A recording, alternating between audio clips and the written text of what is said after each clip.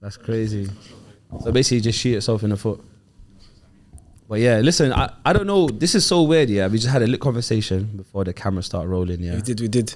And then when the camera started rolling, suddenly it's different, innit? Yeah, of course. It's like the conversation. You feel like the conversation jumped out the window. You feel like you're performing. Yeah, but it's not. It's not performance, man.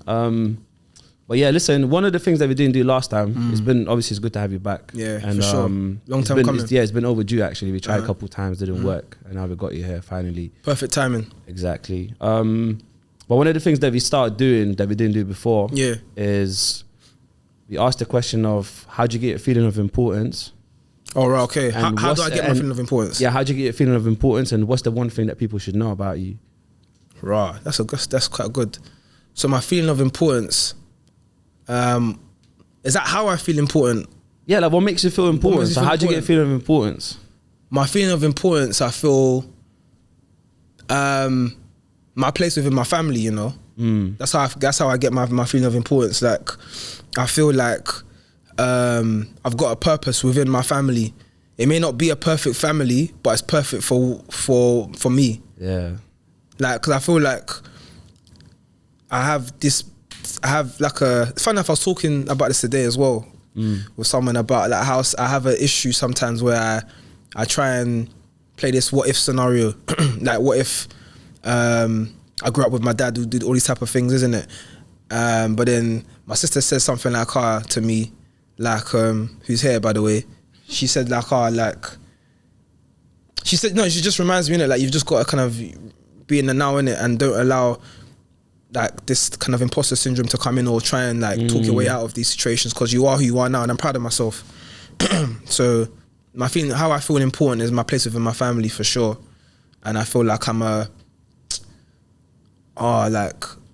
got an important role within my family. I don't want to be like talking big about myself, but I feel like I've got an important role within my family, and it's integral that I play my position within my family to the best of my ability. Yeah, but you know what? Behind the scenes, like Tiffany's looking at you like she'll put you in a headlock if you say the wrrong thing. So no, for sure, 100%. I'm trying to choose my words wisely.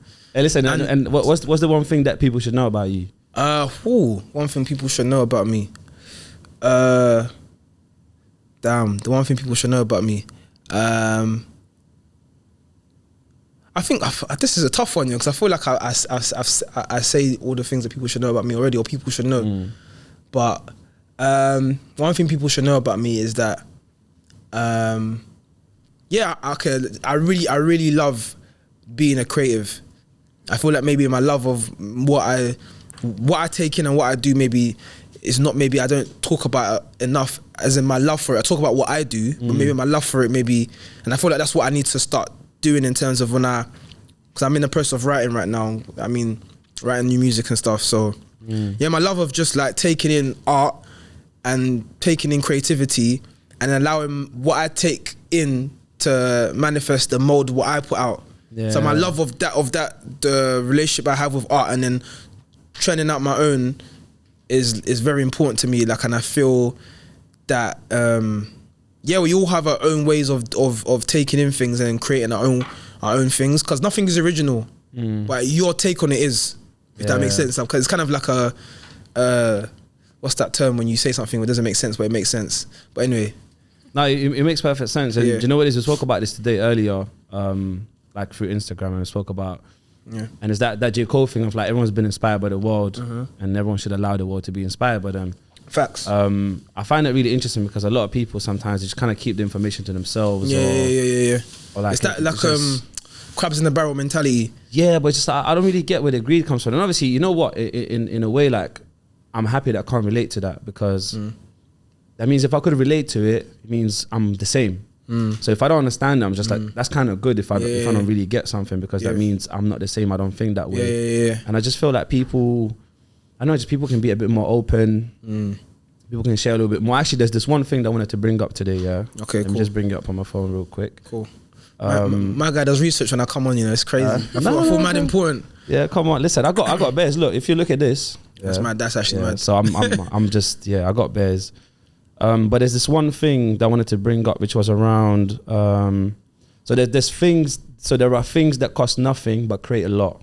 Yeah. Okay. So for example, being kind, smiling, having an attitude that creates a positive environment. The only cost I can think of is people's egos or stories they make up about what the action means. And to me personally, I don't even think that's a cost. I don't think letting go of ego is a cost.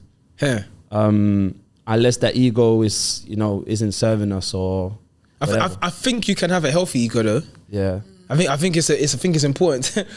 Because there's some people that's like talk about ego death or having less of an ego, but I think like wanting to smell good or wanting to look good, it's kind of partially ego, but it's healthy. It's healthy to want to look good. It's healthy to want to leave a good impression on someone. It's healthy to want to be the best version of yourself that you can be inside and out. Going to the gym has got something to do with ego, but it's healthy. Listen, Galleons reach pure gym. I don't know about people smelling good, but that's a whole different. I don't think any of them got ego. Then if that's the case, no. But yeah, I get what you mean. I feel like if we didn't have ego, we might not do. It's healthy. Everything in moderation. Yeah. But that's the thing. So I think the issue isn't with ego, and I feel like a lot of the times people always criticize ego. But I feel like it's about how we use ego. I feel like 100%. Most of the things in life, it always comes down how we use it. How you use it. It's like 100%. It's literally that. It's like it's almost like having like an addictive personality. If you have an addictive personality at something good, is it really that bad? Yeah. Do you know what I mean? In terms of, you know what I mean? If you because going to the gym consistently, it's not addictive, but I mean like in terms of obviously like you making a habit out of it, it's a healthy habit. Yeah. But there's other things you could have a healthy habit in that's not actually like, well, not healthy, but have a habit in. Do you know what I mean? So I think it's just, I don't know, you choose your poison, innit? You pick your poison, man. You pick what you want. You pick where you choose to, because the thing is about gym now, you can think about, I've got to put my clothes on for gym, I've got the pain I'm going to go through gym, even just walking to the gym, but then how do you feel afterwards? That's what I think about. I don't think about doing it, I think about the after effect. Yeah. Do you know what I mean? So it's kind of like point A and then point B. Yeah. I look at it the same way. You know what? So David, you probably know David. David said something really powerful the other day. So I was in the gym, he was doing like loads of pull-ups and all of that stuff. He's actually someone, Who's David? Is your friend? Yeah, he's a friend of mine. So so he basically started talking about how he kind of looked at gym in a way, and it was really interesting because he said he started focusing on what he can input rather than what he can gain from it. So his focus is to be like, before it used to be like, and mine as well, used to be, what can I gain from doing something? If I do this, I'm going to gain this. If I do this, I'm going to gain this. But actually looking at what's my input, can I increase my input? Automatically that's going to create a better outcome anyways. When you say input, what do you mean? Like what, the amount of times you go there? Or? Yeah, so like my commitment. Okay. How many times I go there, how I train, how intense I train. So what's my input? Because if my input's correct, I need to worry about my gains. Like that's going to automatically, that's going to be a byproduct of the input. Exactly, for real. And I feel like, bro, that was so powerful because I started thinking about the rest of like other things, areas in life. It's just facts. Like, that's why gym is so powerful. Like, I feel like gym, it just impacts everything else. Like it's like I don't know. It's almost like a muscle. Like the blood flows into other areas of your body that you wasn't. It's almost like, you know when they say like that quote where you're working a certain amount of percentage of your brain. Yeah. And I feel like gym just opens up that extra percent, whatever it is. Like it just gives you more energy. It's weird. You're exerting energy to gain more energy. You know what I mean?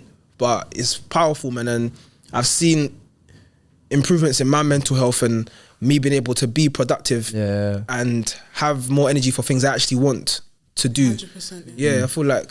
And it creates a routine for yourself as well. Yeah.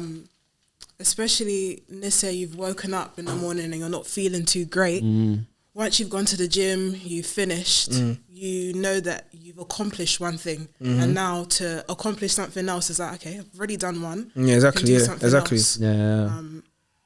And as you were saying, you're mentioning about like your input. I think for women, it's a little bit different sometimes because sometimes societal pressures of how you ought to look. I took that pressure off myself and just enjoyed the process of even feeling stronger. Let's say I was starting off with 15 kg and now I can do that easily. And now I'm doing 20, 25. You feel stronger, you feel more confident. You walk with your head high. And I feel like other people can feel that energy as well. And I'm more willing to speak to you as well. You're more open. Can I ask a question, by the way? Because I've never actually spoken to a female that goes to the gym all the time and what the experience was. Yeah. For real. What's your experience with guys like in the gym? Like, did they approach you? Did it not bother you? Like, what's your? I think for me, it's a very different dynamic because on average, most of the people that I see, I'm taller than. And I, Yes, as a brother. So I can tell when people feel intimidated, and I know how to put on a persona where I can make people feel wary to approach me. Yeah. So is it like an energy thing? So yes, I know how to turn it on so people like repel from me. I don't like it, but it can feel a little bit uncomfortable sometimes. But I feel like sometimes you just have to have a stare down with them and make them feel embarrassed of what they're doing, especially when like you can tell that they're not your age mate. So what are you doing? Like, have some respect for yourself. Not even for me, for yourself. Like, this is embarrassing. Crazy. For both this of us. is East London. It's just crazy out here. Exactly, it's treacherous. Yeah. No, but you know, it's interesting because I just want to bring another thing to this as well. Yeah. Oh, this is going to be a long story. I'm going to try to keep it as short as possible. Man, so this is a perfect place to tell the long story. So apart from like my ex, like no one's like grabbed my bum cheeks or anything like that. Yeah. So now, let me just clarify. Where did it come from? Like, no. Just let me listen. I was not listen. Let me land. Let me land. This is good. Like, let me land. Yeah, because my perspective have shifted. Like, and it's gonna be a bumpy landing, but land. No pun intended. Bumpy landing. But anyway, yeah, that's mad. So basically, there was this girl I met a while back, maybe like a month ago or whatever. Yeah. And when I saw her, she grabbed my bum cheeks, and it was kind of like unconsented. I know, no, but listen, but I was just thinking, like, I kind of felt violated. Yeah. And long story short, I ended up talking to another person, and then I said, like, how do you like? What's your like night outs like when you're on a night out? Like, how do you guys kind of behave towards you? And well, was that a woman you're asking this to? Or? Yeah. And she started telling me like, like guys will try grab me, they'll try all of that stuff, and I was like, like that happened to me once, and she was telling how that happens to her all the time. I was like, that is crazy. So after that conversation, like I came with a level of empathy to. I was just like, that's mad. Like and I never like, you know what it is until. I feel like sometimes until we experience certain things. Yeah, so it happens to you. Yeah. I understand. And that was a big flip for me. And I was just like, right, actually, like, I really get it now. Like, it's mad. And there's some crazy guys out there. Do you know what it is? I feel maybe me being with my mum and my sister and just maybe having that viewpoint on women is made me kind of view certain things. I've always had that viewpoint in terms of like how I approach a woman, isn't it? Like, I don't ever feel a woman owes me anything. If I approach you, I don't get the number, I'm not going to call you ugly because I approached you because I found you attractive in the first place. I mean, you don't owe me nothing, man. So it's just anything else. Not that you should talk to me rudely as well because of that as well. Because there's some people, there's some women out there that feel entitled because of that, and they know I don't know, just that how the stigma of men approaching women these days, isn't it? But if you come with respect, like more often than not, you're gonna get a reply back. Obviously, then there's other factors that does she find you attractive, all these other things that obviously that come into play. But for the most part, initially, I don't ever come with that feeling of entitlement because I don't know how your day's been. You could have just come out of a relationship literally today. Exactly. How do I know? I don't know anything. I'm just coming with my jolly energy. Like you're not, you may not be in the mood, innit? So I feel like when you have that, I think it depends on the person because you can still have that mindset and not care. You know, men approach a woman and she's clearly not. If she's not even looking at you, she's walking in her direction. You're saying, can we be friends? I don't want to be friends with you. Like, how can we be friends? Where's the starting point of this friendship? Like, you know what I mean? So it's like some people just don't gauge. Some people are not good at gauging people's. They're not socially aware. They're socially aware. Yeah, they're not reading the social cues. And there's some people that are aware and still don't care. Yeah. So there's that as well, isn't it? So I think it's just me being in amongst women all my life. Like, I feel like it's made me more clued up on certain things. Yeah, you got a level of perspective where, and I feel like maybe it's probably like a lack of perspective, not understanding their experiences or not understanding how they feel. I don't know. It's an interesting one, and I feel like it's just like people need to get perspective on it. Yeah. And also respect as well. Like it's not only respect for the woman you're approaching, but respect for yourself as well. Yeah, exactly. Like, how you carry yourself speaks volumes because they might decline you now, but the way you've handled yourself, she might come and approach you after. If you're just acting like you just speak to anyone that walks by, I don't know how you expect to find a woman of high standard. Does it make sense? I'm not sure if I said this before. That's a good point, Tiffany. But yeah, with me, like literally, like my ex, I got rejected at first.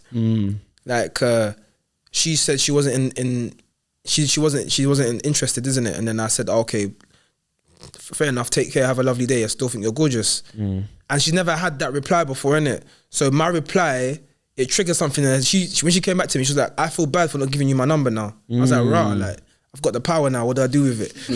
But no, it was weird, didn't it? It was like, rah, like me not throwing my toys at the pram because I didn't get what I wanted. I ended up getting what I wanted. Not that it made me feel like I'm gonna manipulate the situation now, but it's just the fact that it's the energy you put out there, isn't it? And people are receptive towards it. As I said, she could have had 10 guys do the same thing to her, and not that it was a test, but I'm just not on it. And then I was the one guy out of all those guys that took it well, and maybe even made her feel better about herself. Didn't objectify her. You all like a woman that's curvy or whatever, or a woman that has this and that or whatever. But I didn't objectify. I didn't come out with like saying that off the bat. I mean, I feel like you have to kind of like, she's not object in it, or women are not objects in it. Like sometimes like it's not even what the man is saying. Sometimes they could be saying normal stuff, but it's the way they're looking at you. It's like they're undressing you with their eyes. It's disrespectful. Yeah, like it's 100%, man. It's like sometimes I even watch, like when I'm in scenarios, social settings in a club or whatever, or a house party or just out. Like before, this sounds so cocky, but before the guy even approaches the woman, I know you're not gonna get her because you're coming with the wrong energy. Like you're just like, yo, I'm thinking like it may work on the girl, and it may, because sometimes it may, some girls like that, but I feel like, I don't know, man. Just be calm, man. Just come with a calm energy. Just come with a calm energy. Like just be yourself. Sort of thing. Honestly, but I don't know, man. There's an art to it as well, innit? There's an art to it, because obviously different things work for different people, innit? I think the art is the experience, right? And I think experience comes from, and what it sounded like, what you did is like you handled a rejection. Where we spoke about this before, rejections. I don't call it rejection no more. I call it redirection. It's just, you know what I'm saying? It's just, you're just being redirected to something else. But that's the thing. I feel like from what I've seen before, it's just like guys struggle with rejection. I know it is. I feel like with guys, innit? I feel like rejection is just part of our daily story. But that's the thing. But some people don't know how to handle it, and I think that's where it goes wrong. Like, you know, like a guy would approach a woman. He might be like, oh, yo, or whatever, and then she might reject him, and then, oh, you're clapped anyways, or, you know, there's so many scenarios like that, and that happens. We can say the same thing about women. Women are worse. Yeah, women are worse, because you don't have 100%. To deal with that. It's normally the man that's approaching the woman. We don't even approach at all because we don't want the rejection, so we may potentially lose someone that's well fitted to us because we don't want to approach them for fear of our ego being hurt. But that kind of that still then creates the cycle of that is the guy that needs to then approach the woman. Because it's like, if you know, if let me ask you a question. Would you like a girl approaching you? You know what? Yeah, I wouldn't mind. I don't think I'd mind. I feel like you're gonna say no. Well, me? Yeah. Why'd you say that? I just think that's. But why? Where does that come from, though? Why do you think that? There's a reason why. I can agree. No, but yeah, No, but I wanted to say why, and then I'll say my point. Okay, I don't know. I just think you like it in that traditional setting. Like, you don't want to feel like you're the one being pursued, and you may potentially. Do you know what it is? Yeah, that is true. I agree, but you know what it is? It's almost that thing as well. Like, there's loads of podcasts I watch in it, like, and they talk about this in it, like with women, like. We're talking about how a man should approach women, all this type of things, innit? But if the guy that you like does it in that way, in a rude way, you're gonna accept it because you find them attractive. Let's be honest, innit? Same way, I may not like a girl traditionally, as my sister said, to approach me, but if a girl that I find attractive, the door's gonna be open, innit? Like, if I find you, on initial base, innit? If you approach me, okay, I may not like it, but if I find you attractive, the door's open, innit? Alright, here's a twist, So- yeah. Alright, let's say you find her like really Is that yes or attractive, no? yeah. She approaches you, but she goes like, "Yo, fam, Yeah, Yes, it's a- sir. it's a give me red on." flag. But It's not so happening. there's more to it. So it's not just the attractiveness; it's also like how they approach you. Yeah, but attractiveness is not just physical though. For me personally, I take into account. It's funny, like a girl. There's a girl. Well, one of my exes, like she must have said to me, like it was funny her saying this as well. Like she was like, "Carl, like you analyze." Like you analyze things so much. Like I was like, what do I make you do? I put you down? No, it's not like you do put me down. It's just that I feel like if I'm with you, like I've got to like just make sure I'm patterned in every way, because I know you look at everything from the way a woman walks to the way she talks to how she puts herself together. That's me personally. Like, I would like a woman to. I don't think that's a bad thing. 'Cause Yeah, your partner's representing you. So if you're Yeah. going out there looking higgy hagger, now people are going to be thinking. Not even just looking though, because that's No, I mean the whole package. The whole package, yeah. How you conduct yourself, even Yeah. little things like how you eat. Are you shoving the like? Come on, let's have some table manners. Yeah, you have your own standards, innit? And Yeah. sometimes some could be negotiable, some non-negotiable. Yeah, exactly. That's how I am. I feel like, and I feel women have a lot more standards than men do. I feel, Yeah, 100%, man. I feel women. I don't know. It depends. You don't think know. so? It depends on. It depends on. Do you know what it is? This is what I've learned. Yeah, Definitely think in so. conversation when it comes to men and women. Yeah, I started looking at people as individuals rather than the gender. Like I kind of looked at because I know there's some individuals that do it, some Yeah. don't. Yeah. There's some universal stuff that a lot of them might do, and there's something. Do you know? It's just I use the word some or most. I stopped saying all because it doesn't always It's good apply. though. But That's a good thing. it's been a change though. But you know what it is? Like it's interesting because since I started doing that, it kind of opened up my doors a little bit in terms of like when I meet people. Yeah. Like I don't always assume just like everyone's the same. I just kind of go, you know what? It's good you do that though, but I feel like I feel like sometimes my viewpoint can be skewed in it on past experiences, which is not good. It's because not fair because Yeah. you're not giving someone a chance. You're judging them based on previous experiences. Yeah, my own experiences. Yeah, and you could be missing out yourself. Yeah, And I feel like as people, like we're so much deeper than just whatever. Like you know what I'm trying to say? I feel like some people live together for like 20, 30 years and they still don't know everything about which is scary. Yeah, That's- each other. that's- It that's is crazy. scary. But you know what? With the thing that he was talking about, you're saying like your ex felt like she had to like be in a certain way because you might overanalyze and whatever. Yeah. Do you know what? I hate that. I hate that, you know. I hate that because like I want the person to be themselves. Yeah. So if someone was to change how they behave around me, Yeah, like I don't yeah. find that genuine or authentic. And Not that she said she has to change herself, but it's almost like I liked the fact that she felt like she had to make an effort. Okay. She said like So that's yeah, it's like different, she's yeah, like yeah. yeah, she's like no, I can't come. Look, she's like it was basically saying to me like yeah, she just has to make sure like she just looks good in it. Whether like I don't know, taking care of herself physically, how she dresses. So she felt like how she has to step up, like That's good. elevate though. her. So that's good. Yeah, that's good. you should But want to some- do that for your partner. Yeah, like. 100%. Some people Yeah. don't take it that way because some people don't necessarily want to elevate. They could Yeah, see bro, that they're as stuck a in their ways. negative thing, Accept but- me as I am, kind of thing. Yeah, and it's just like, what are you talking about? Yeah. You can't remain the same. Even sometimes, like, people have found success and then their old friends are like, oh, you've changed. You're supposed to evolve. Yeah, for You're not real. supposed It's to the truth, remain it's the truth. stagnant. You're not supposed to remain the same person you were in secondary school. It's just true. That's not good. That's not something Yeah. to be proud of. It's true. I think that's the biggest fail that friends do. That the fact they assume that the person they know is always the same person, or they project onto that Yes. person thinking that it's the same person. Yeah, for real. And I think people need to be a bit more open minded around like people changing and just like I try. You know what it is? Yeah, I do this thing once in a while. I'll admit it, I don't do it all the time, but once in a while, I kind of like I go, you know what? Maybe this year or the next year, let me look at my friends from a fresh point of view. Let me just like try pretend like I just met them today and see what's interesting about them. What can I learn? What's different about them from before? Yeah. It's interesting. Sometimes I get like interesting results, but I've just remembered I haven't done it in a while, so I think I need to do that again. What made you do that though? That's interesting though. I think sometimes when you're apart, you're away from your friends for a while and you hang out with them again, I think it naturally happens. And sometimes you just be looking at them like, I'm not so sure about this. Yeah. What, the friendship no more?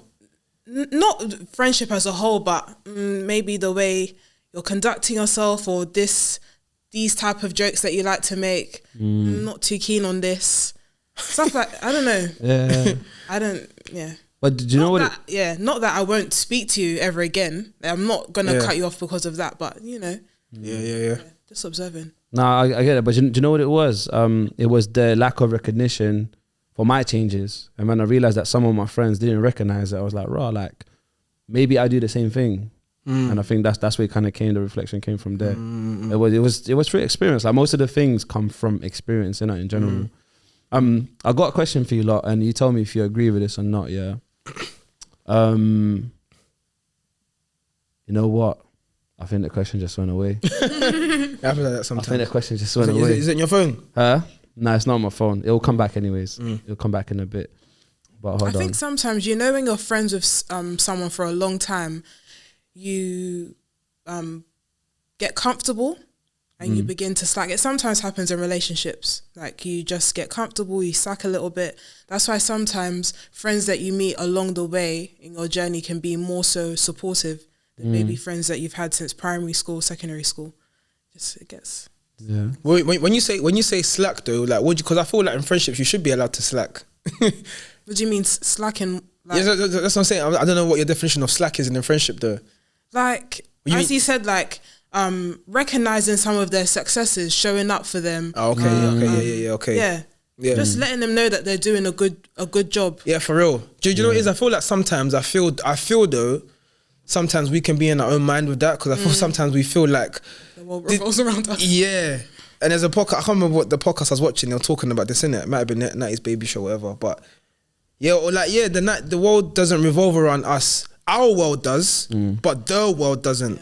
Yeah. Do you know what I mean? Yeah. So there's a difference in that, and I feel like I've had to remind myself that a couple times, because you can be angry, like thinking, right, this guy ain't commenting on my stuff. I'm commenting on his though. Yeah. You could just you could be welcoming a new baby boy in the world. You don't even know what's going on. Yeah. Do you know what's interesting? You don't know what's going on, man. Do you know what's So- interesting? That's a good point, yeah, because I'm gonna be honest, yeah. Like sometimes I felt like, so sometimes people will share my thing or whatever. I might not share their thing, and I started doing that a bit more. I started sharing a little bit more. But you know what it is for me, yeah. I'm just clarifying this because it's interesting, because when you learn people's reasons, it's like, right, it's like I didn't even think about it like that. But for me, it's a thing where like I feel like if I share one person's thing, I have to share everyone's. And like I know so many people, so that's how I feel like sometimes. But obligated. But you know what? But that's my own fault. Like that's a story I make up. And what I realized as well, so now just like I share like people's things here and there, and when I share it, I just pray that people don't misunderstand, or people don't make up stories for going like, oh, how come like he shared this person's thing but he didn't share my thing, or that sort of thing. Because you know what it is, I start operating from love. I come with love anyway. So exactly. So at the end of the day, I'm already good. I operate with love, and if someone misunderstands me, then it's cool. It's all good. Like we can cross that bridge when we come to it, kind of thing. I feel that's the thing with me as well. Sometimes I feel like I've had misunderstandings with friends as well. And I said sometimes it's about you kind of like getting out of your own head. And sometimes I feel like, as you said, when you operate from love, even if that person comes to you with anger, you won't retaliate with anger, because there's nothing, I don't have no malice towards you anyway. So you could come to me with anger, but then how I will talk to you will make you come down as well and understand that, I didn't do it, and I didn't have that viewpoint like to cause harm or anything like that. Like, because I feel sometimes we can be on our own warpaths. Do you know what I mean? And people that you don't mean to offend, they get offended because they've created their own story in their head. Yeah, that's the saying, and we all do it. That's the things. But when you're able to have empathy and understand that, us as humans, we're wired in that way, in it kind of thing. I said in it, we think we want what we want, and we want it now. You know what I mean? That's how what we do are. we want? Yeah, literally. Money. When do we want it? There's no understanding, and I feel like Aladdin's looking at me sideways. It's like, what's this? As we get older, I feel like as you get older, and then as you understand the world and yourself and people more, you should understand how people work in it. And I feel like I make mistakes in it, but when you have family that care about you and friends as well that you can voice these things with, it makes you understand, oh, that's probably how that person viewed it. My bad. Like, and it becomes less about you, innit? And I've had instances like proper like instances that hurt me. Yeah. Like I'm not gonna state the actual person, of course not. But I'll state the scenario because I want you to. It's quite I think it will trigger something towards you, innit? And it'll make you think, innit? Okay, so one of my close boys, innit? He's getting married, innit? So in my head already, automatically I'm a best man. In my head, I'm automatically a best man. There's no if, buts, ands about it. It's long story short, I'm not a best man. And I went into my own head about it. I went on a tirade, like I was like gonna tear down like buildings, like I was like going crazy. Cause I was thinking that when you told me you were getting married, innit?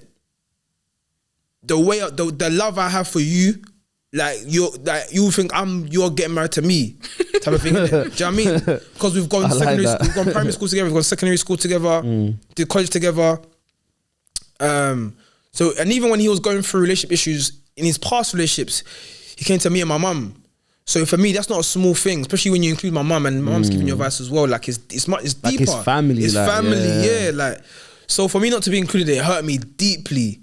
And then how I took that, I took it personally. And as we said in it, like in his head, he had things that I wasn't able to turn up to, like his wedding engagement, which happened to fall on my birthday. So I already made plans, you know what I mean? And I wasn't there. So different things in it kind of happened in it, and I wasn't there for him kind of thing. And it wasn't like he was doing this as a retaliation. It's just that the friends that were there for him consistently were there. And I can't argue with that, isn't it? And we had a conversation and yeah, he made me understand that, listen, I'm not doing it out of spite or anything like that towards you. It's just, I want you to understand that you're still a close friend of mine. It's just that sometimes, as my sister said, like things happen and you just view it, isn't it? And it's like, okay, fair enough, that happened. I may not necessarily like it, but okay, cool, and I can accept it. Yeah, and it's your decision. You're a grown man. Like, I can't force my decision upon you or what I'd want upon you. But how I choose to move on from that and how I allow that to affect me is my own decision and my own choice. It's almost I can either be a virus or cancer situation, or I can aid him. Yeah. So yeah, man. So it's almost like going from autopilot autopilot reaction to like what's the response? Literally, when I got the message I wasn't best man, like this is like 10 o'clock in the morning. I'm at work. I had to call my sister. That's how upset I was. I felt like I couldn't breathe. I was like mad. I was like I was going ballistic in it. Yeah. So yeah, man. It's weird because I've been a best man twice, yeah. Right, okay. And my experience is different. This is why human beings are like wonderful, because everyone's so different, yeah. And I've been in a situation where I don't want to be the best man. Right. Yeah, like both times. I don't want to be the best man. I'm like, please don't let me be the best man. Crazy. You know what I'm trying to say? And I ended up. So obviously, I was still like fully like honor and commit. But it's like I didn't want to do that, and I think that comes down to like something around like maybe like pressure or attention or whatever it is, and I'm just genuinely not interested in that particular maybe traditions or how things function. And to me, it's like, who is the best man? It's like if everyone's turning up to the wedding, it's like, to me, everyone is the best man. Not necessarily, no. But do you know what I'm trying to say? No. That's like the PC answer. Exactly. No. But what I'm trying to say is that, like, what makes someone the best man? I feel there's a level of trust in it. There's trust, and there's a certain there's certain things that you would have gone through in life together. But this is the thing. But what if there's 5 people that can qualify as the best man? Well, they're not. And the person ends up choosing one. That's your groomsmen then. I know, but still, like the thing is, it's like all 5 of them could be the best man. Yeah. But he has to choose one. So what if 100 of them can be the best man? I'm just saying, what if? No, but even within friendship groups, there's always at least 1 or 2 people that you are closer to. Maybe because there's one that you live closer to, so you get to see them exactly. more often. Exactly. It's naturally. But the thing is, they get to decide the metrics, right? So the person is getting married. He decides what are the metrics that they're measuring, what makes someone the best man, and by his metrics, there could be 5 or 20 people that could fit those metrics. And it's stuff like, you know what? Personally, I might not even do a best man. I was saying that to my mum a few days ago. I don't think I would even have like bridesmaids. I've been bridesmaids for them. It might change, but Yeah, But you don't know. there's something you said there that that interests me though. What is it about, like, almost like rejecting something or pushing something away that attracts it? Because the fact that not that I was dreaming of being the best man or part of his groomsmen, but the fact that you didn't want it and you got it, isn't that a weird thing? And even saying sometimes even with women or sometimes with guys or whatever, like the more you're nonchalant about it, the more you get, it's weird, isn't it? Yeah, it is weird. That's a weird dynamic, man. I've always thought isn't that weird, that? But you know what? I see it as like a win-win situation. So I feel like, so for me, it's like if I don't want it and I don't get it, it's a good outcome. If I don't want it and I get it, I still get to choose if I still want it. It's still a good outcome. So I feel like for me personally, you have the choice. Yeah, I don't recommend for people to live the life like that. But for me, it's just like, how can I say this without sounding like I don't give a shit? Like I don't give a shit about most of the things in the world. Like I care about people. I care about how people feel. I think that's like the main thing. Yeah. And I feel like rest of it is just kind of just the all like small little details that people just get in these small little arguments. You know what? I watched something yesterday and it was so powerful. Yeah. Actually, I think it was from Hebs' podcast. Yeah. And the person, I think Hebs said it. She said that if the person passed away today, it's like, would you not want to have like a certain conversation, or would you not have done things differently and all of that stuff? And she constantly remembers that. And that kind of hit me a little bit, because I realized sometimes how small some of the problems are. Like the whole thing of like being the best man. Yeah. It's like if a friend passed away, it's like, what does that even mean? Like it has very little meaning to, you know what I'm saying? I feel like it's just a thing where like, I just have to remind myself in certain situations, innit, where like, it's not about me, innit? It's not about me, and as much as you may want something, like, it's just not about you. Whether I'm a best man, I mean, best anything, innit? Like, it's more so I'm there to support him. Do you know what I mean? So that's the main thing, isn't it, man? And that's one thing I had to learn, innit? Like, as I said, we're all on the learning curve, isn't it? And your idea of the outcome may not necessarily happen, innit? But how you choose to react to that towards that is up to you, isn't it? So I feel like that type of instance you can kind of apply it to anything in life. All you can do is be the best version of yourself, and you can't control other people. Yeah. Nor should you want to. Why would I want to control you then like you're doing it out of duress? Yeah. You're the best man because I want you to be, but I don't really want you to be. Do you know what I mean? You choose me to be whatever, and then I'll do it with your chest, innit, kind of thing. Don't do it because you feel obligated to do it. Do it because you want to do it. And that's in any situation, innit? You do it with your heart and your soul, innit? And even when you're receiving it, you receive it knowing that, like I mean, so. And you know what? Like, I have this outlook that you're still the best man. What you say, sorry? I have the outlook that you still are the best man. No, but I'm being serious. Like, you still are the best man. It's like, and the thing of like, I will put it in like, you know, sometimes people think the title is the thing. Yeah. You become, but actually what you are being and what you become, it's not necessarily the title. Yeah. Because I can still do all the things that the best man does. Yeah. You just might not have the title as the best man, but you can still be better than the best man. Yeah, and my energy, what I bring to for me, like, I feel like not that you should need validation, but I feel like how I am as a person, I always kind of get my due reward anyway. You know what I mean? In the end, anyway, like, man, I feel like being generally a good person, or kind of having your mindset like it's not all about you all the time, and wanting to do good for other people and supporting your friends, your family, and doing the best that you can, it comes back to you, man. It may not come back to you in the way that you deem fit or the way you envision, but it'll come back to you, innit? So for me, it's just about kind of being on your path, innit, and just focusing on yourself, innit, and controlling what you can control, man. Yeah, that's ultimately how I live my life now, man. I can't be having headaches. I mean, taking paracetamol for someone else's headaches, man. Doesn't make sense, man. Yeah, I had an argument or debate, whatever you want to call it, with my friend. This was like 2 weeks ago, and basically kind of went off on one, and obviously before I've decided to respond, I was just reacting. So I was just like, just going back and forth and whatever, and just sent like a couple paragraphs, and I said, you know what? like I'm actually not even operating out of love, like the whole thing of operating out of love. And then I remembered, I was like, shit, like this is not even me, like the argument thing. So I just wrote, I love you. And it's just like, his whole thing just collapsed, because like, it's like, what can you say after that? But I meant it like genuinely. That was your boy? Yeah, I just wrote, I love you. Like he sent a whole paragraph, and then he didn't. After that, he didn't know what to write, and then the next day he wrote back, "I love you too." Like the next day, took a whole like. Man, we don't really process emotions well. Generally speaking, innit? Like, we don't really know what to do with it, kind of thing. It's weird, isn't it? Like that sometimes, even from your closest people. More often than not, you don't have to process it. It's weird, isn't it? It's so weird. Like we can accept love from random strangers and someone that doesn't know you saying that you're gorgeous or you're pretty. But let me say that to my sister and look how awkward she'll be. You know what I mean? She'll curl up into it like a little ball.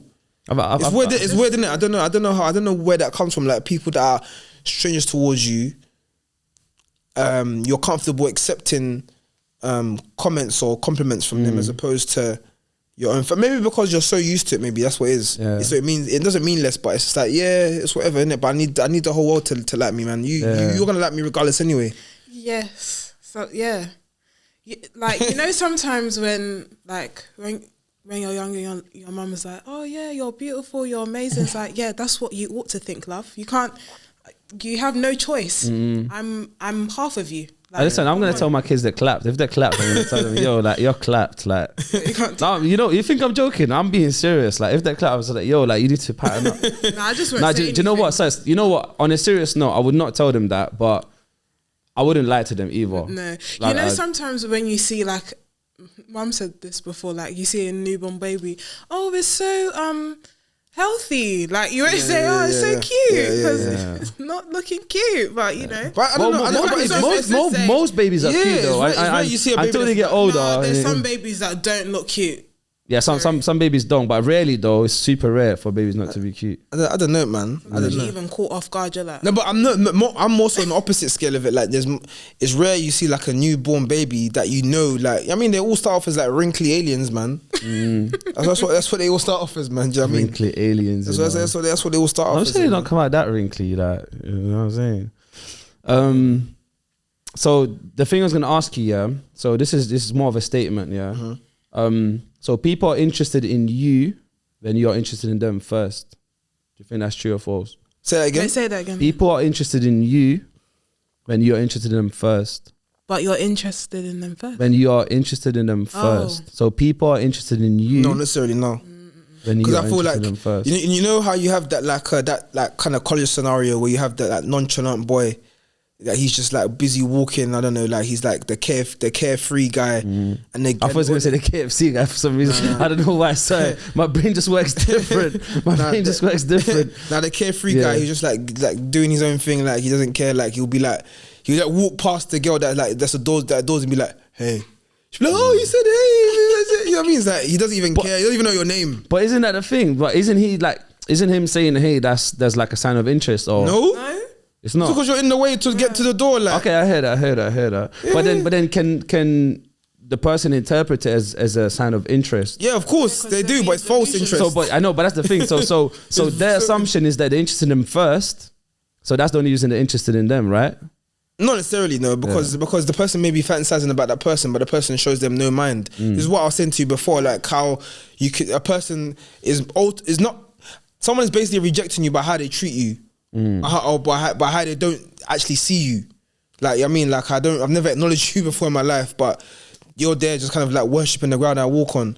Like, but I'm sure if you were to go through that person's logbook, there's like a guy that's on there like trying to get her attention or whatever, the guy, whatever, trying to get her attention. I mean, but there's a thing with the human brain where the thing that doesn't show us any attention, that we go for it more. That's something that it's a weird thing, isn't it? Like, I don't know what it is about. I don't know. Like the challenge. Some people see it as a challenge to. When what happens when it all come to challenge, they're not interested no more. Yeah, sometimes it happens like that. Yeah, sometimes you see girls like lose interest in it. Like, oh, I've got you now. Like, it's done. Well, it's more so with men. The mystery is gone. It happens both ways, and but you know what it is. I don't think it does actually. Again, like it's not a judgment thing, you know, if that's how people want to live. But I used to be in that boat. Like I used to be in that boat, and I realized it's not a healthy way of living life. And As in, like, it's not, it doesn't, so once I get there, it's like, what's next sort of thing. And I realize there is no what's next. It's almost like seeing like people as like transactional. Yeah, and it's very like, it's, to me, just, I don't find it genuine, and it becomes this thing of like, do you know what it is? There was a lot of work on myself. I had to work on myself to get to the point where like, actually, it's not that for me no more. It's not about the chase, and it's not about, you know, like someone running at me trying to do whatever. It's not, and it doesn't, and if it's easier, it doesn't mean it's worth less. Like, it doesn't mean it's you know, it loses. I think now if it's easier, it just means that you get on well. Yeah, with the person. Yeah. There's no like backstory like, oh, maybe this girl is just generally like just easy. No, the girl just likes you. Like, you know, there's a saying that if you hit off with a girl like she's just like she's a bit sleazy or anything like that. No, but no, the girl's not sleazy. The girl did that for you. Like, rate yourself. Like, don't you rate yourself? Like, she did that for you. You know what? You're right. You know, it's almost like they're putting themselves down. Yeah, they kind of go like, she did that. Like, rate yourself. Like, she did that for you. You know. Like, I mean, like, it's like, and as I feel, it's like a mentality that a lot of like guys have, or I think younger guys, isn't it? That maybe are still trying to learn about themselves. They don't mature. Yeah. Like the girl was doing that for you. She's showing out for you. Like, she's looking that way for you. She's pleasing you because she likes you enough to want to do that for you. Doesn't mean don't come up with these side B stories, like these side C stories. You gotta understand it, like. And sometimes it might not just be for you, but it's your turn though. Yeah, you won't know. Like, you won't, that's another thing that one of my boys said to me as well. Sometimes, like, and I've got to be careful how I word this, innit? Like, when I say like your turn, I mean as in, like, people are not in your life forever. No one is in your life forever. Do you know what I mean? No one is in your life forever. We don't even live on this planet forever. Do you know what I mean? So, but we have experiences with people. Some may last longer than others. Some may mean more than others as well. But yeah, like, just enjoy it. Enjoy that time with that person, or enjoy that experience, whatever it is, as much as you can. Do you know what I mean? And that's one thing I feel that enables me to have happiness, maybe sometimes reminiscing on past experiences that we did that. We actually gave that a go. Like, there, I remember times of laughing my belly till my belly hurt. Do you know what I mean? It didn't work out, but it's cool. Like, I have that experience. It's in my bank.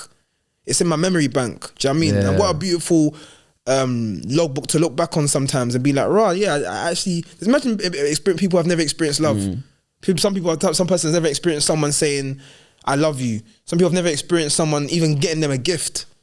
Something they really wanted. I've experienced all three. Do you know what I mean? So it's like, you have to be able to like, what's that word? Compartmentalize. And like, don't sink your ship. Do you know what I mean? Sometimes with all these negative thoughts. And as I said, I'm a work in progress. Like, even my sister, because as much as I'm talking this positive talk, I can be like, when I don't get what I want, I can be like, oh, it's because of this, it's because of that. But no, like, that person just wasn't for you, and that's cool, man.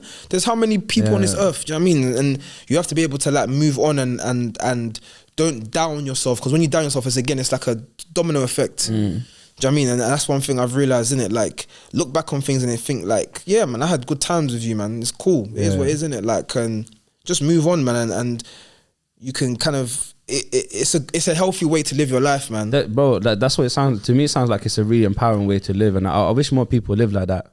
Like, to some extent, it can resonate, but at the same time, I'm like, you're doing it way more than I do it, and that's something I'm taking away from you right now. I'm just like, actually, I can appreciate the moments more. Because sometimes it's kind of like, I'm on to the next thing. It's always the next thing. The next thing is that's I feel like sometimes it's the city life.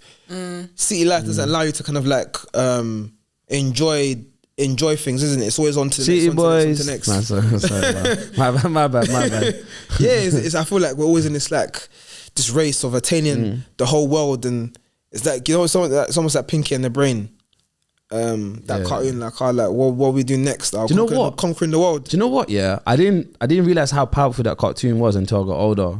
Cartoon was sick. You know, when I was like a kid, I'm watching, I'm like, oh, it's just like a cartoon, innit? Yeah, but when I got older, I started looking at the metaphors, like, what we doing tomorrow? It's like the same shit that we do all the time, just trying to, you know what I'm saying? I was like, that's deep. Bro, in the 90s, man, we had Elite, everything. Like, and you know what it is? Today they don't have nothing the same, bro. And you know what it is? And it's deeper than that, because seeing that in that cartoon, obviously Pinky's like basically ignorance is bliss kind of. Yeah. He's happy go lucky. Kind of. Are they mice or rats? Probably rats, and I don't know. I think they're mice. Anyways, yeah. So anyways, it's like a ignorance is bliss kind of mouse. And I see these type of people like ignorance is bliss. They don't give a shit. Like, and there's like brain who's just overthinking all the time. And it's over planning and you know what I'm trying to say. And just shit gets ruined all the time. It's like, about the balance, isn't it? Yeah, it's about the you balance. gotta have a bit of both in it, because you can't be like Mr. Nonchalant and just like, I mean, but at the same time you have to get goals, like you have to like be working towards something. Can't be like, I mean, like you can't be like thinking the world is gonna be a magnet towards my goals and my dreams. You have to work to get that.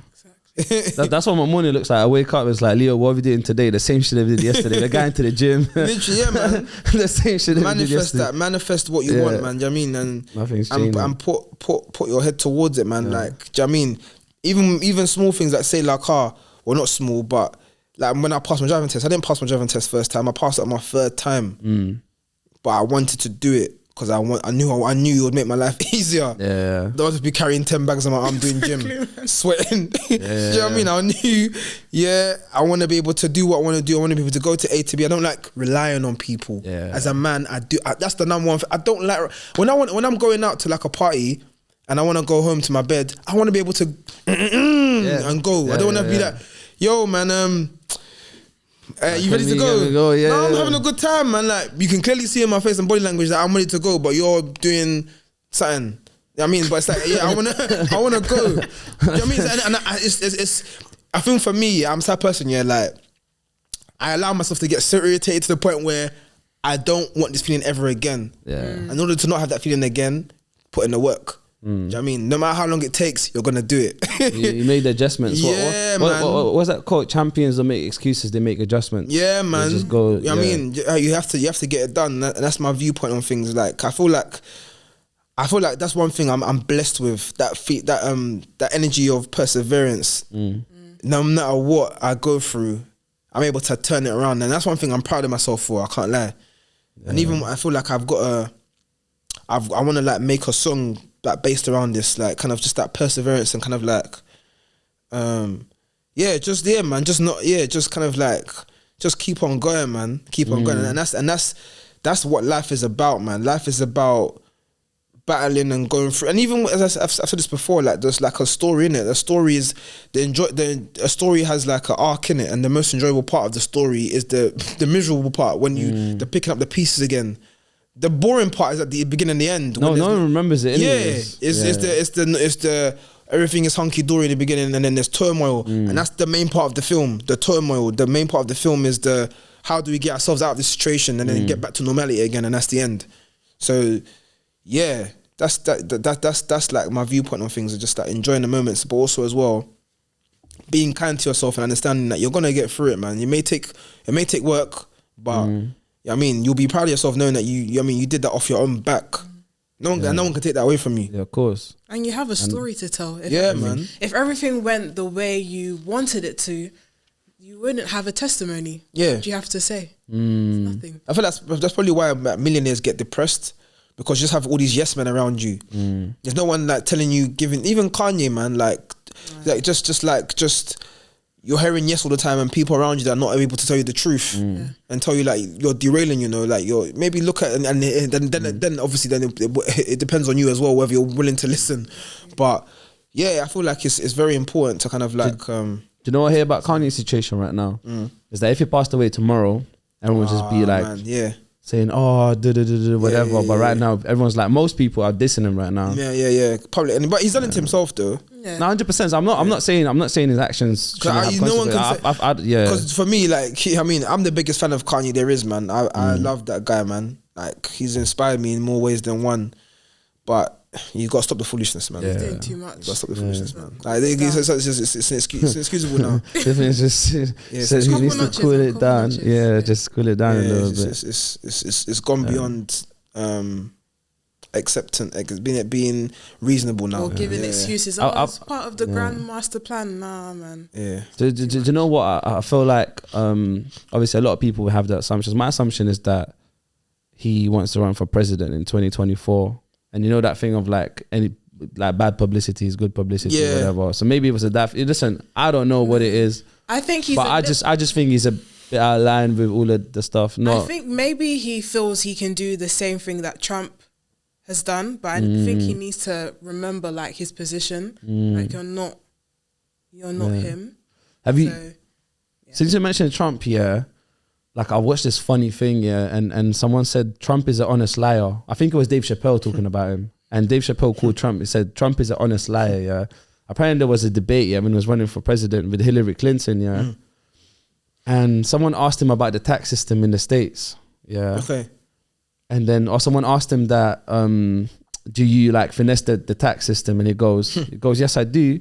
He goes, you do it too. And basically just openly said that like I actually finesse the tax system all the time. And he said, but you do it too. It's like we use the same tax system. Do you know with someone like what are we talking about again? With Trump. Yeah. He's someone that you can tell he operates with no fear. There's no fear, like I don't fear judgment, I don't fear consequences. And it's quite dangerous. Scary. Yeah. I won't say it's scary because he's not scared, but it's a thing where like when you operate off that, you don't care about who you hurt and who you harm with your dialect or what you choose to put out. Because you will go to any lengths to achieve what you want to. You don't care if you trample on other people along the way. That's scary because you might be caught in the crossfire. Yeah. Do you know what I want to take from him? Yeah, I want to take that way of operating, but without hurting people in the process. Wonderful. It would be wonderful. Yeah, I'm playing around with that idea of how I get there. I'd love to get there. What do you lot think? So when it comes to communication, what's the percentage of of how much does body language play within the communication, and how much do words play? It's the most. Like, what would say the percentage? Like, if you was to split it, body language is like 55%. Yeah. That's very like that was very Yes, because I've read something on it. I was saying that's very like that's like very but direct. body language is number Exactly. one. Then it's tone of voice, and then words. Words are 7%. So Mad. So would you say so if I was to put it, verbal would be what 45%, body language would be 55. Yeah, and let's say that, but I know body language would probably even be higher than that. It's more important. Yeah. That's interesting. But do you forget that in your own self though? Do you try and implement that within yourself? Oh, I know, because I know how to repel people from my body language. And it works. Yeah, I know what I'm doing. Okay. I'm aware. It's interesting though. Yeah. I thought. What would you say? Now, what do you think the percentage is for you? So What percentage for me? yeah, I don't know about percentage, but I think like, I feel like this sounds a bit cocky, innit? But I feel like I don't think about it because I feel like I'm just naturally open as a person, innit? Until you show me otherwise, innit? I'm the opposite. Yeah.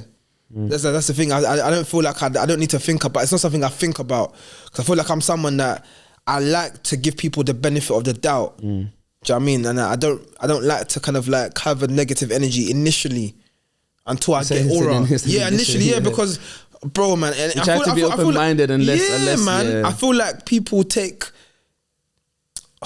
like the kindness and openness for weakness, like you're some like the dun or something. But then it's weird, so weird because when I'm like this, like not happy go lucky, but like this cheerful guy or whatever, and then I get a certain type of energy. When I show you the other side of me, that people think like people are they're surprised by that. Yeah. It's like there's like raw. I didn't know you had that in you. Yeah, damn right I did. I've lived 31 years on this earth. I've got a couple sides to me. Yeah. Do you know what I mean? So I think sometimes coming across the other way, people respect you more. Yeah, and they know not to crush you. But isn't that sad though? You have got to be like that. It's so sad though. Isn't that sad? You've got to show that side of yourself. Like I've got to be an arsehole for you to respect me. Why? Not an arsehole. I'm not an arsehole, you know.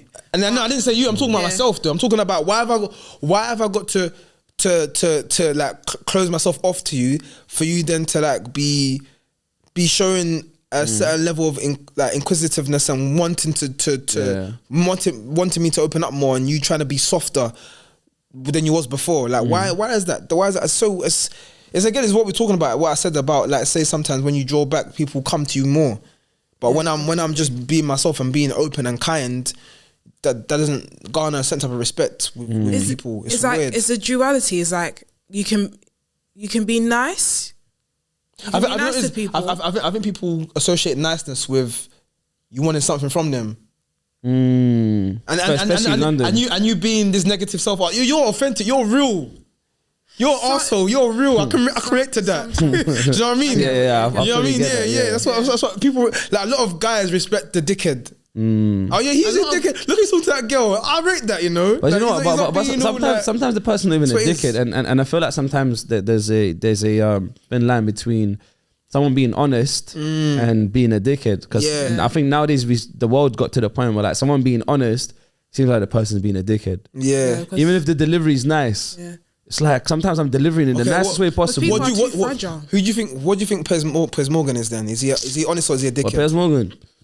He can be honest at times, but sometimes he can. I don't even know how I feel about that guy in general.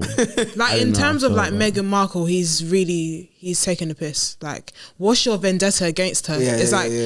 He's like the rejected person that doesn't know how to. He likes Meghan. Did they go on a date or something? He got burnt. He was hurting still. He was still hurting. He's still in the hurting process. That's mad. But he can speak truth as well. But I feel sometimes when someone says something you don't particularly like, you just think that everything that they say is now wrong, where you can isolate some stuff. Yeah, for real. But people don't like to do that. Yeah, like I can take something from someone I don't like and be like, you're right, but I don't rate you as a person, but that's right. That's right. Do you know what it is? I think with Piers Morgan, I don't think he's a dickhead necessarily. I just don't like the way he conducts his conversations. I just feel like there's a more productive way of having a conversation. Like I think if you listen a bit more, if you listen better, does not listen. like I feel like he comes into the conversation with an outcome in mind, and he tries to get to the outcome. But I feel recently I watched some of his stuff, not much, but I watched some of his stuff. Feels like he's making adjustments. Like even a couple of times he's mentioned is like, is like sometimes like I might jump in too much, I might interrupt too much, or like. But you know where his learning is coming from. This is what I found really interesting. He mentioned his sons, like both of his sons would be telling him like, "Yo, why don't you try this or why don't you do that?" Though? I don't even know. There must be like 20 something because he spoke about one of them being in uni or whatever. So, interesting. But yeah, it's just like the learning is coming from someone he cares about. Yeah. Because when everyone else was telling him that shit, he wasn't listening. He don't give a fuck. Like but suddenly when his kids are telling him. He's like, you know what? Maybe I can try that. You know, funny enough, as much as he puts off this like persona, he comes across as someone that's very sensitive. Oh, 100%. Do you not think like when cameras go off, he starts crying and that? No. I'm playing. It's a joke. I see him as someone that would just be in bed lying up there thinking that really affected me. I don't He's like in that. bed. He's like, oh. He seems like someone that will throw his toys out the pram. Have a whole hissy fit and everything. Yeah, for sure, 100%. Things don't go his way. He's just a person that would like, guys, could you get out of the room? You start hearing things being thrown around the room. He even stormed off. He stormed off GB. Oh yeah, he left. Exactly. Yeah. Good morning. What's it called? I never watched that show in my life. Never in my life. I used to watch it. Yeah. The only thing I watched when I was a kid was Balamori on TV. That was it. Oh God. I used to watch. I used to watch Teletubbies. So Telebabies. Listen, you know when you grow up and you look some of these shows, like the person that made Teletubbies, must have been on drugs. Like, that show is wild, you know. It's a weird show. There's no noise. And the son was a child. There's a baby. It's just wild. It's a weird show. The show is wild. It's like the person must have been on drugs. Like, how do you even think of like there's a purple one, and there's a telly in the middle of the belly. Even the names, like, where did you get the la la play? Yeah, but I started watching and I was like, that guy must have been on something. Maybe High of Life or something. And the son is a baby. It's an iconic show though. Yeah. No, it is. That's an iconic show though. That's like an iconic like kids TV show, man. And I think it was educative as well, wasn't it? Really, they didn't speak. Well, they used to do things that with the telly would show you something, innit? No, you're right. I used to watch it like when she's getting ready to go to school and stuff like that. It'll be on in the TV, man. So I know a lot about these cartoons, like these cartoons that. Do you remember Pingu? Pingy was such a weird show. Like, I didn't even know. That was a weird show, man. Oh my days. Oh, Pingy was funny. Plasticine. I saw they would have fights. Yeah, exactly. They would have fights, innit? That show was hilarious. Pingy was hilarious. Do you know what it is? Because I swam to this country when I was 12. Pingy. Yeah. I swam to this country when I was 12 minutes. I didn't get to watch everything. You swam? Yeah, I swam here. Yeah. This guy, man. Okay. You get me straight from Lithuania. Just jumped in there. You know what I'm saying? This guy, man. No, I'm joking. I didn't swim here. Actually, the journey was long though. It took like nearly 2 days. Sheesh. I came on a bus. No, I didn't even fly. Right, That's man. the From crazy where? part. From Lithuania. Straight from A Lithuania. bus from Lithuania to here? Yeah. Jeez Louise. Yeah. That's mad. Yeah. I jumped in a bus in a country that was like all white. And by the time I got to London, I just started seeing bare different cultures. I was like, what the hell? That's good though. I was just like, I felt like I teleported in the TV. How did you feel then? Did you feel like? It's one of my best life experiences. Is it? Oh, wow. Like entering London on a bus, I was amazed because like before that I was just I see people like from different backgrounds on TV. That's about it. Yeah. So did you come here with any preconceived notions about particular groups of people? I had no idea. Like I was clueless when I was coming there. Like literally, I was clueless. That's good. Clean slate. Clueless and very open minded. That's good. Yeah, it's been an interesting experience in general. That's sick though. Yeah, That's sick. That's how life should be lived anyway, man. Opening to new experiences to better yourself as a human being. I feel like what a tragedy to go through life just experiencing what your own viewpoint on things and not being able to allow the world to influence you. That's what life is about, man. It's about having your own ideals and then being transformed by the world's viewpoint, by people you meet through your journey. That's what life is about, man. That's when you think about bringing kids in, when you think about having a child with someone you have no connection with in terms of like biological connection. So when you think of it entirely, it's a stranger that you happen to know later on in life. yeah. If you were to look like wild. how the odds of you meeting that person, it'll probably be like, I don't know, something to one, maybe into one, you know what I mean? But then you end up creating a connection for that person and end up prolonging the trajectory of life through that. Isn't that beautiful? That's what life is about. Yeah. Ultimately, it's about discovering things and the unknown, making sense out of the madness, and then creating beauty out of it. That's what I feel. That's what being a creative is. That's what creating art is. Yeah. There's beauty in the pain. There's beauty in discovery. All these things. You know what I mean? And the more you're open towards it, and the more you allow yourself to be susceptible towards it, the more your world will be transformed. Yeah, I agree with that. I think you know, whether we want to look for beauty, we can find it anywhere. Yeah. It goes back to the thing of like, what are you looking for? You know, if you want, whatever And you want to find. we had the conversation today about inspiration. Inspiration is everywhere if you allow it to be. Yeah, yeah. If we're looking for it, and you know, that was a good conversation because like I feel like in the past I'll take responsibility and I say like sometimes like in the past maybe like 5 years ago, 4 years ago, I used to be like be embarrassed to be inspired by someone. It's like it was embarrassed. It's like, what's that about? It's like, how can I be embarrassed about being inspired? That's a powerful thing. It's empowering. So you feel like it made you feel less of a man to say you're inspired by someone else. Like it demasculated you a bit. But you know, no, it's not even. Do you know what it is? I felt like I made up a story about what that means. Yeah, that's what I'm saying. Yeah. So along the lines, maybe it wasn't necessarily being demasculated, but I think it's just more like maybe someone being better than me. But then I realized it's not about, there is no such thing, someone being better, just we're all unique and stuff. And I embrace that. That's what I said to you today. I said, there's no shame in feeling inspired. Like you went to the gym in the morning, I saw your story, I was like, you know what?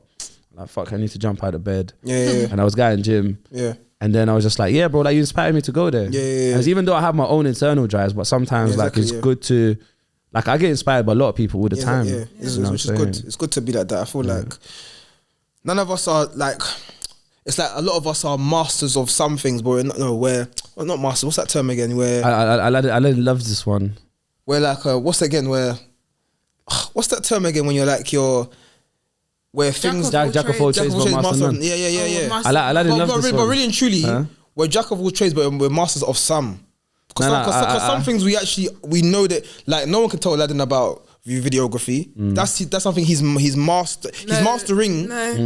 No, even people at the top of their game, there's still something to learn. But no, Like but I mean, I'm talking about in a general term. Like, of course, if we're gonna look at it like that, then I mean, but even the dictionary is gonna be never ending. There's words being created and added into the dictionary today. But I'm just saying, in terms of obviously like just looking at it objectively, like you have strengths in some yeah, areas. yeah, and I'm gonna and his strengths or anyone's strengths is gonna make someone ask, oh, how did you get to that level? Someone's gonna ask you, and not that I'm the guru of that, but I have some knowledge of that makes you want to ask me, how did you get to that level, or how did you know about that? That's what I'm trying to say. Like, we're masters of some to a certain extent. Like, do you know what I mean? So yeah, man, I feel like it's fun collaborating with people if you allow yourself to. Like, two heads are better than one, and you all come together and create something amazing than trying to do everything by yourself. Yeah, I agree with that. I think, I don't know what gets in the way. I can't really relate to people that don't want to collaborate. Yeah, people, especially like and connotations added towards that by the world as well. Especially, I feel in certain communities, when you're telling your story, you want to be able to say, yeah, I did it all by myself. You don't want to have to say, oh yeah, and so helped me with this, or this person got me in contact with, so you feel like it waters down your story. So it's pride. It's almost like your origin story. It's almost like they're saying nothing around me existed, and nothing else had to happen for me to get there. Yeah. Like, everyone wants to have that story. It's okay. Yeah, for real, 100%, man. To have people help you along the way. And what beautiful thing is it for someone to say to you anyway? Like even to help you, to say like, I saw something in you. That's what drew me towards you, to give you that aid of support or whatever. Like, that's a beautiful story. I mean, I've had people come up to me. Like, I've had people message me about my music. I've even had a producer who I'm working with now. He messaged me like 30 beats saying he wants to work with me. I mean, he likes my music. I'm thinking, raw boy. Just as I'm about to maybe call this music stuff a day, or I don't know, just you're feeling uninspired or whatever. Then you get that little boost thinking, damn. And that's from someone that I don't have a clue about reaching out to me to collaborate. Do you know what I mean? So just to say 100%, I feel, as we said, you have to allow yourself to be open and have the right energy to receive that. Exactly. Because if I was in a sense where like, I don't know about you, I don't know you like that, man. No, I'm not on it, man. I mean, then you could have easily made a different decision. I mean, and I feel, as I said, it's like the world has a funny way of rewarding good energy. 100%. I'm a true believer in that. Like, not. And I feel like you should just be a good person to be a good person anyway. Exactly, not to reap something. I'm not looking to gain something, and then I'm really and truly, you've got no ulterior motive to you being a good person, which doesn't mean you're a good person, but just do things for people and go out of your way to help people. Like, not all the time, because sometimes I've got to do me like right now. But yeah, man, it's good to be open to things and open to people. And also, as I said, I feel like the more you do that, the more you're able to suss out the good people from the bad and weed out good energy, weird energy. Maybe you've gone through things. Let me give you a try. You know what I mean? You're able to kind of to weed out who's for you and who's not for you. I've got a question. You know, you mentioned doing good for the sake of it, not to reap anything, and I even agreed. But do you feel life is actually like that? Do you do stuff for the goodness out of your heart, or is it to reap something? Maybe not now, but later on. No, I don't do it. I feel like I like. I feel like I like the energy. Like, I remember when like years ago, when I was able to get you gifts for Christmas and I could see your reaction towards that. You're not gonna get me at that age, anything. What am I gonna get for you? A PlayStation 5? 13 years old. Where are you gonna get the money from? But the reaction that I saw from you when I got you those gifts, priceless. And I'd do it 10 times over. Do you know what I mean? So for me, that's a good example of me not getting anything back from you in terms of financial gain or getting the money back into my account from the gifts I got you. But the happiness on your face, that image in my head will never go away. And that, for me, that's my gift. Do you know what I mean? But let me ask a question on that. But if she didn't have the happiness on her face, Yeah, well, if she was ungrateful. Yeah, would that have disappointed you? Oh, 100%. It would have, but at the same time, I know I've done my best. Because in an interesting way, there's still a condition then because there's not really, because your condition is like it's not your condition is for her to be happy. By the way, but just to be clear, I'm not saying that's a bad condition. I'm not saying people should be conditionless. However, that's still a condition. I want to see you happy. Yeah, there's always some sort of condition. I think that's the wrong term to use. It's not condition. It's not condition. Because if she wasn't happy, I know my own self. Okay, I may not like her reaction, but I know I've done my best, and I'm content with that. Yeah. Okay, So her let's use another scenario. So let's say like you're a friend, and let's say they don't have money to, let's say, get chicken and chips and whatnot, and you get it for them. Yeah. And now they've got enough and you maybe don't have that time and they don't go out of their way to get you something. You're going to feel a type of way like, facts, 100%. Yeah. So you're doing something good, but you do expect some type of... So do you know what? So I've had a reality check on that, yeah. So just a quick story before we start wrapping up. That's cool. My reality check was this, yeah. So... Wait, 1 second. The difference between that one is that person's a friend. Your family is different. Oh no, that's why I use a different scenario. Yeah. There's conditions with friends for sure. So it's crazy. You're on the time clock. I'm looking at everything. Chicken chips is coming, boy. Yeah. So initially, when we had a new hub in Fight for Peace, there was a period where like I would cover like staff members because we had a rotation and all of that stuff. So I would cover like people a lot. Yeah. And when I was covering them, I was like surely like I'm doing it unconditionally. There's no condition. I'm just doing it. Yeah. Because like I'm being selfless. Yeah. Mm-hmm. So I was covering staff members, and there was one day, I needed cover. It was a Friday. I was doing something. I needed cover, and I think there was about maybe like 10 staff members in the office at that time. Yeah. So I wrote in a group chat. I'm like, can someone cover me? Yeah. No one responded. Yeah. Mm. Anyway, so I dropped what I was doing. I was like, cool. I need to go to the hub to do my thing. Mm-hmm.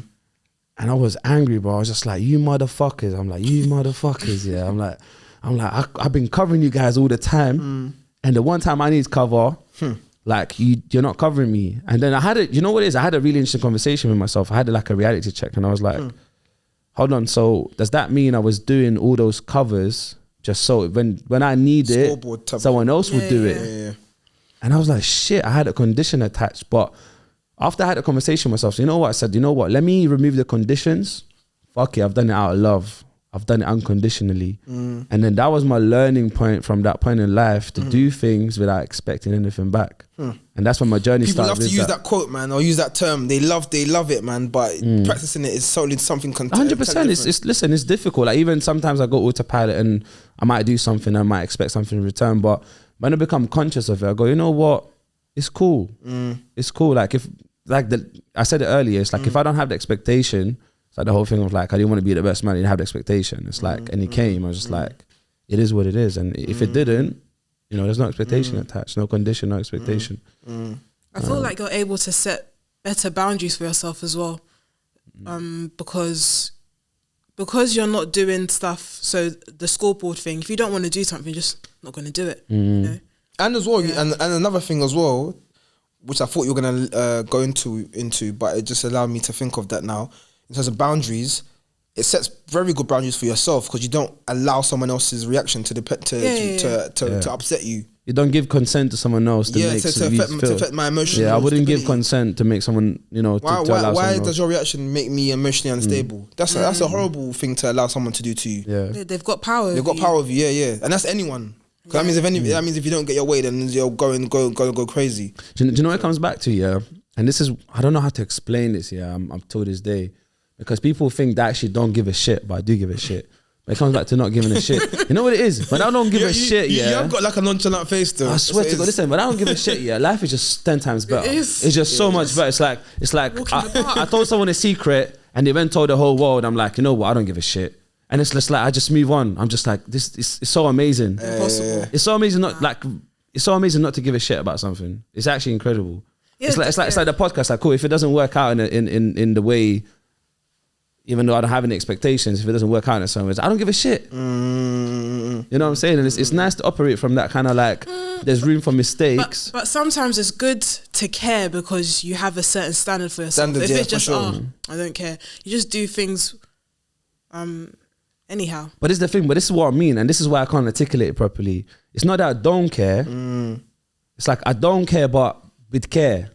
I know what you're trying to say. And that's the thing. It's like I can't explain it because it's just how I operate. Without a certain expectation. You don't put expectations. Yeah, like I'll try. I'll do my best, but you know what? And you're happy at that.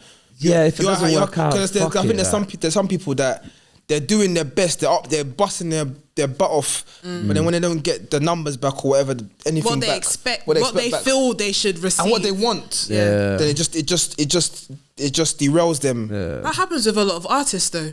Oh, of there was course. even one recently. It was like the EastEnders guys. What's his name? Hardy or something. He's rapping and stuff like that, and he was like, "But I've like lived this life. I've gone to prison. I've done all of this, and you guys are giving this guy that was acting on EastEnders all this recognition. He's angry. Like, why are you supporting him and not me?" Who said that? Who is this guy? I don't know who he is. He was on TikTok. But you know what? Yeah, and this is where I've learned that he can either complain about it and say someone else's fault, or you can just suck it up and go, you know what? Let me improve myself. Exactly. Improve on your craft. Your craft might just not be good right now. Because him complaining about it, it's not gonna like someone. No one's gonna go, oh, you complain about that. Okay, you know what? We'll fix it for you. Exactly. What kind of like approach is that? Yeah. You know what I'm saying? That's self accountability though. And that's what you have to make yourself accountable, and if you want it, you just, as I said, you have to just work towards it. As I said, I think people when you're on job, people can see when you're on job. You're on a different type of groove. People can see. It's like an energy. It's an energy thing. Like it's different, man. It's a different type of thing, man. It's like no one can derail. And people, I think people like confidence, and people like someone that's competent confidence.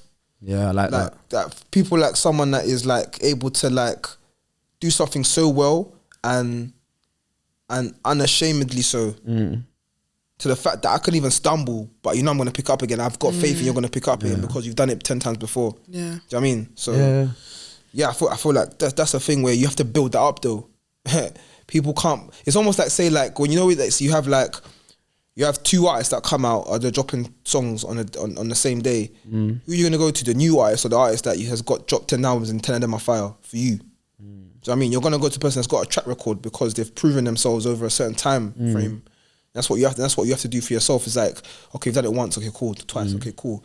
You do it 3 times now. Do you know what I mean? So it's about kind of like setting that bar, as my sister said, for you, innit? You've got to make sure you're accountable and make sure that you set a standard for yourself that you're proud of, man. Like, I mean, you want to be able to be like, yeah, like I've got a standard for myself, and I'm not comfortable with allowing it to slip. Yeah. And then anything else on top of that is a bonus.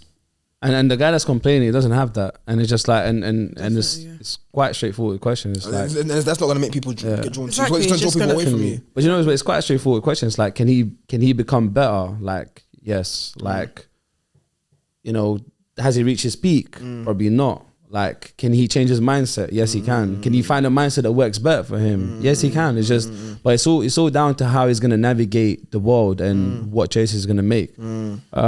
But listen, let's start wrapping it up. Yeah, man.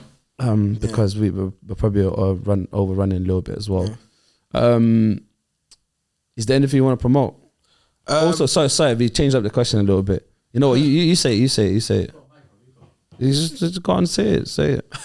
Because you know he switched up, so I'm letting him do his thing now. So with that, so it's 2 questions. Both of them are promotion based. First one is, do you want to promote? What do you have to promote that belongs to you? And the second one is, what do you have to promote that doesn't belong to you? Okay. Well, at the moment now, I don't actually have anything I want to promote. I say I'm promoting right now.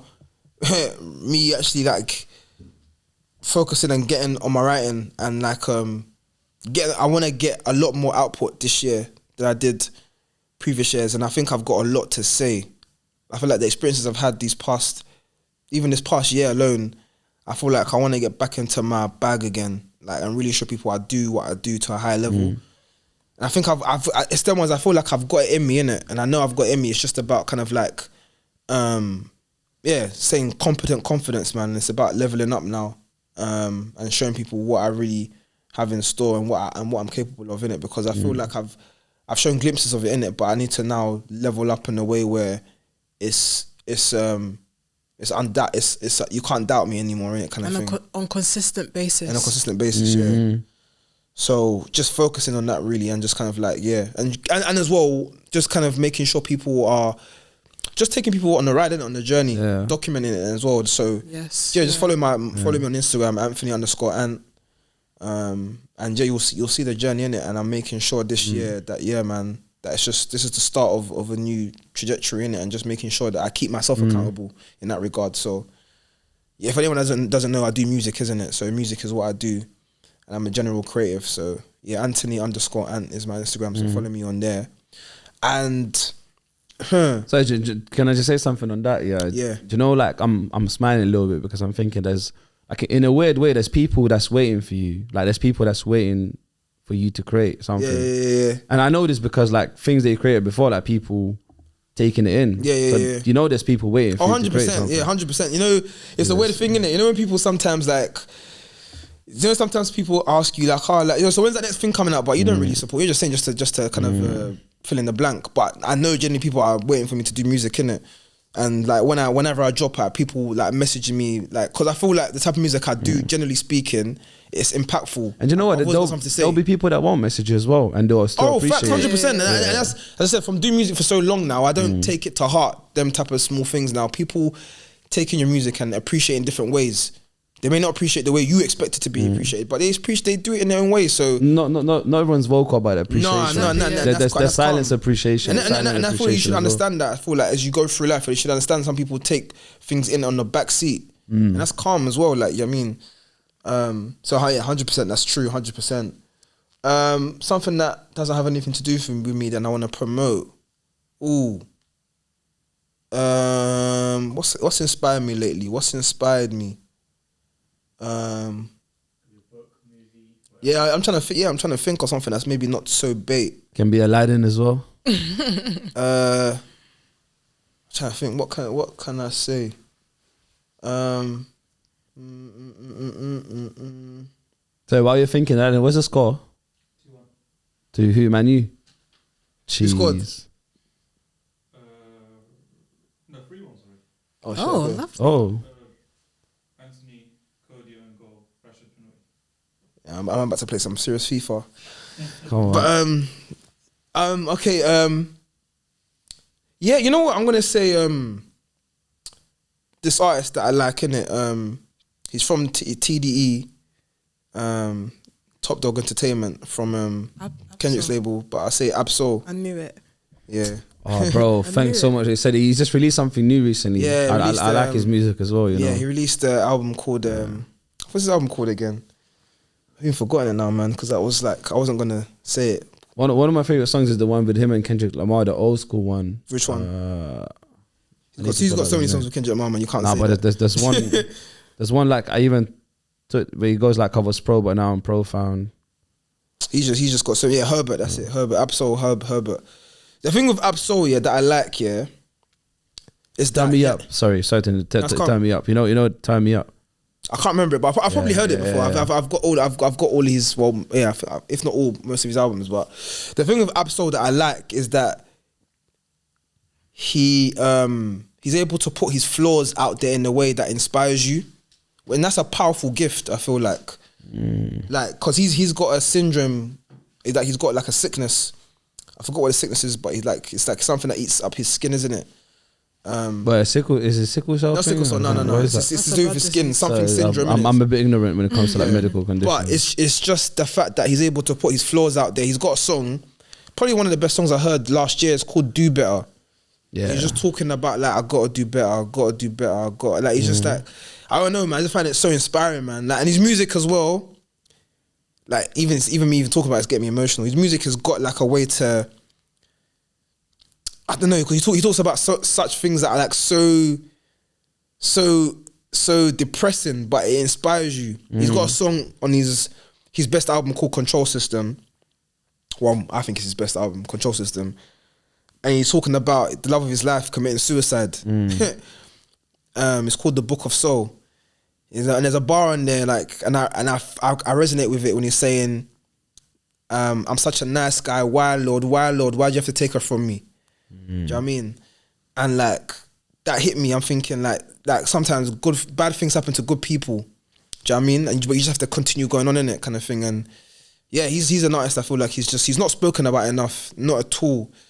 But he's very inspiring, man. Very, very inspiring. Absol Herbert, definitely check that out for people that like hip hop, like people that have a message within their music, and like to kind of like get you inspired, man. Get you inspired, get you out of a groove if you're feeling not 100% in yourself. Some people are not 100% in this new year. It's all good to celebrate New Year's, but some people are not feeling good about the new year. They still kind of have things from last year they're still trying to like shake off. So yeah, I think it's a good album that will kind of get you inspired, get yourself in the gym, start off a day with it. You know what I mean? So yeah, Absol Herbert as well. I say part of the day.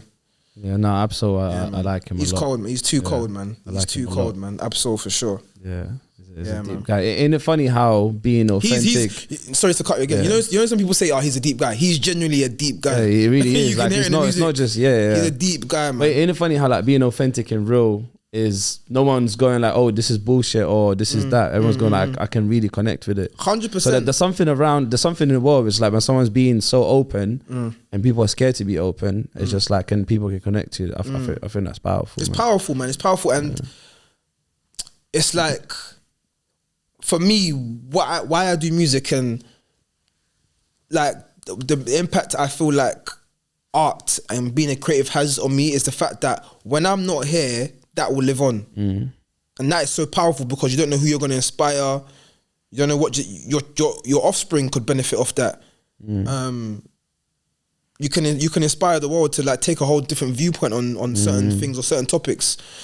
So yeah, for me, I feel like being a creative is a powerful gift that impacts generations to come. Yeah, if you choose to view it like that, because I think there's a video that I'm even going to post this on my story as well. Like, I saw like a video with fellow Kuti, and he was talking, and it was like an interview, and he was saying like, music is very powerful. Don't play with it. Don't play around with it. It can kill you. It's a spiritual thing. Music. It's not a joke, you know. People play around with this music thing a lot. You're playing around with it, but this music thing is not a joke, man. It can inspire generations. It can change your mental capacity, your space, and your mood. And how can something like that change you? Because it's a powerful thing. It's a spiritual thing, and it shouldn't be played around with. So when I see artists take it seriously, it's not for play. It's not to be cool. I'm inspired by that. Do you know what I mean? I'm inspired by that, and it makes me want to be a great artist and be a greater person and leave a legacy that people can follow. I'm gonna share something with you after this that that relates to how powerful music is, but it's articulated in a different way. Yeah. And then the last thing I wanted to ask you, when you get a chance to say something to 8 billion people, what are you gonna tell them? Hurrah. Okay. I said this before, and I had a mad quote in it, and that quote was sick. But 8 billion people. I'll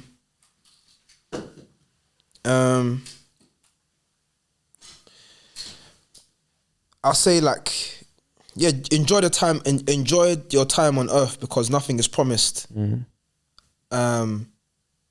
Nothing is promised.